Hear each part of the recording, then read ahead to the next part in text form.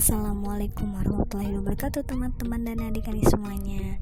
Pada video kali ini saya akan membahas tentang diagram pencar. Oke, perkenalkan dulu ya, nama saya Dwi Syifa Molinda. Jangan lupa ya untuk di subscribe, share, like, dan jangan lupa nyalain tombol loncengnya. Selamat menonton. Oke, apa yang dimaksud dengan diagram pencar? Salah satu dari 7 basic tools adalah scatter diagram atau diagram pencar. Diagram scatter atau diagram pencar atau juga disebut diagram sebar adalah gambaran yang menunjukkan kemungkinan hubungan korelasi antara pasangan dua macam variabel dan menunjukkan keeratan hubungan antara dua variabel tersebut yang sering diwujudkan sebagai koefisien korelasi.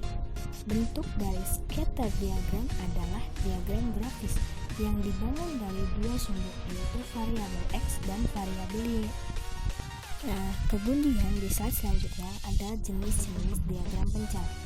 Terdapat 5 kemungkinan bentuk penyebaran data dalam diagram pencar. Nah, yang pertama ada korelasi positif.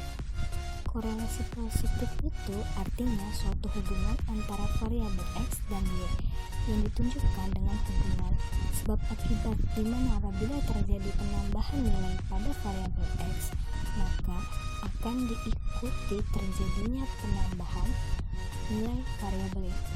Jadi kalau misalnya variabel X naik, variabel Y-nya otomatis juga akan naik. Nah, yang kedua ada gejala korelasi positif.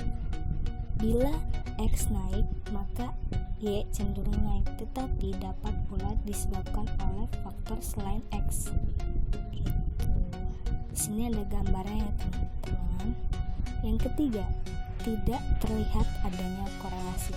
Korelasi ini terjadi apabila kedua variabel X dan Y tidak menunjukkan adanya hubungan linear.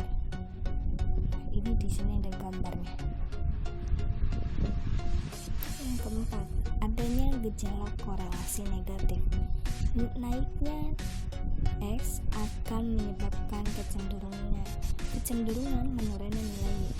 Nah, jadi kalau misalkan nilai X yang naik, maka Y-nya itu akan turun karena adanya gejala dari korelasi. Ini adalah dampak dari gejala korelasi negatif. Yang kelima, korelasi negatif. Jika pada korelasi positif, peningkatan nilai X akan diikuti penambahan nilai Y. Kalau korelasi negatif, berlaku sebaliknya. Jika variabel X meningkat, maka nilai variabel Y justru mengalami penurunan. Nah, seperti yang ada di gambar ini. Di slide selanjutnya ada tujuan dari diagram pencar. Yang pertama, untuk mengetahui hubungan antara dua variabel dalam menentukan karakteristik mutu. Yang kedua, serta untuk memastikan hubungan antara sebab dan akibat. Yang ketiga, menentukan jenis hubungan dari dua variabel itu apakah positif, negatif, dan tidak ada hubungannya. Di slide selanjutnya ada langkah-langkah diagram pencar. Yang pertama adalah mengumpulkan pasangan data lebih dari 30 pasangan agar tingkat keakurasiannya lebih tinggi. Yang kedua, menggambarkan sumbu horizontal dan vertikal. Yang ketiga, memetakan data pada diagram. Yang keempat, menginterpretasikan diagram pencar. Contoh soal: PT Laster merupakan perusahaan yang memproduksi alat-alat tulis. Salah satunya adalah pulpen. Perusahaan tersebut setiap minggunya melakukan pengecekan kualitas terhadap pulpen yang diproduksi. Ternyata terdapat beberapa kecacatan. Berdasarkan penelitian yang dilakukan, salah satu faktor yang menyebabkan kecacatan adalah lingkungan, yaitu karena kebisingan. Maka dari itu,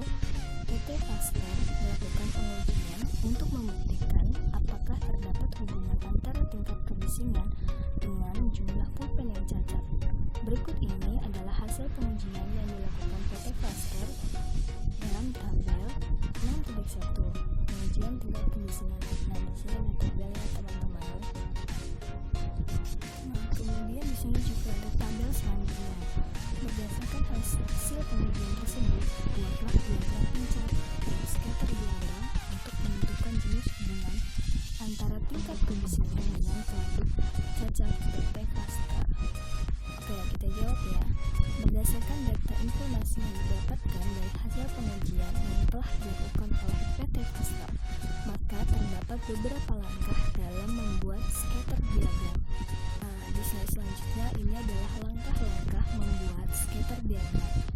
Yang pertama, menentukan variabel bebas atau independent variable adalah yang nilai-nilainya tidak tergantung pada variabel lainnya. Biasanya disimbolkan dengan X.